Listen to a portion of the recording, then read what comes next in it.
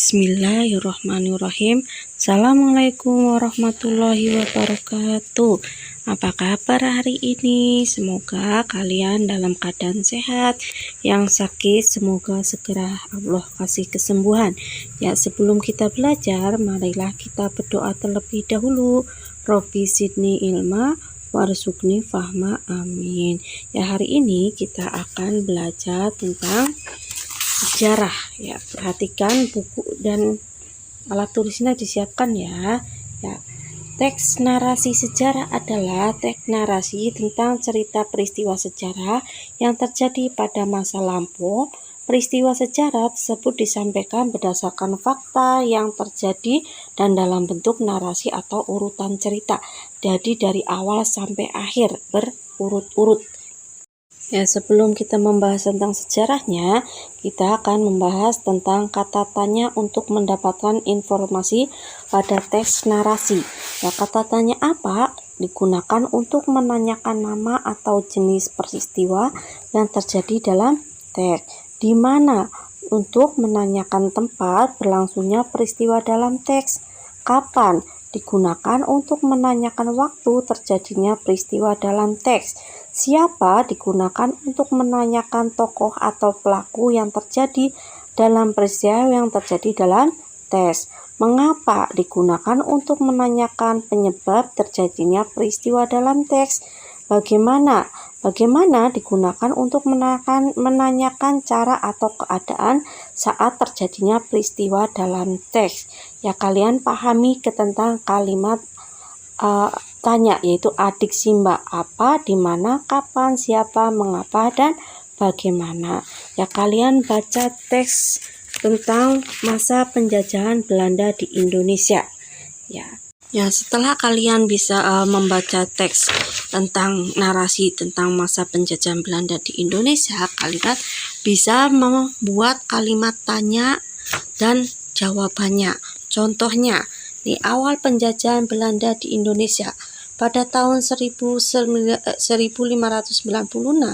Cornelius de Houtman memimpin pasukannya mendatangi Indonesia di Banten. Mereka datang melalui pelabuhan Banten untuk berdagang rempah-rempah. Kedatangan mereka pun disambut baik oleh rakyat Banten. Sambutan yang hangat dari rakyat Indonesia membuat pasukan Belanda semakin suka berdagang di Indonesia. Mereka membeli rempah-rempah secara langsung dari petani Indonesia. Namun, sikap para pedagang Belanda semakin lama semakin sewenang-wenang. Mereka bahkan mulai melakukan monopoli terhadap kegiatan perdagangan rempah-rempah di Indonesia. Pada tahun 1602, Belanda pun mendirikan VOC atau Serikat Perusahaan Dagang Hindia Timur di Indonesia.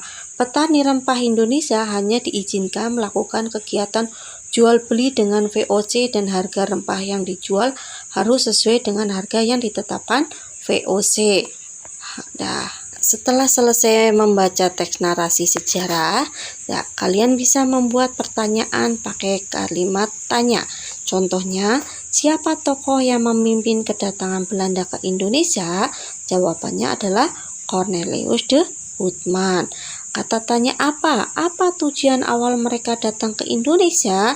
Jawabannya apa? Untuk membeli, berdagang, dan berdagang rempah-rempah. Kata tanya bagaimana? Contohnya, bagaimana sikap para pedagang Belanda terhadap rakyat Indonesia? Mereka bersikap sewenang-wenang. Di mana? Ya, di mana? Contohnya, di mana tempat pertama kali kedatangan Belanda di Indonesia? Jawabannya di Banten. Kapan?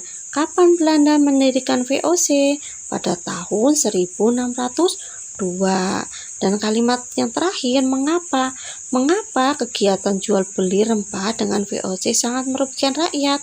Nah, ini sebab akibatnya.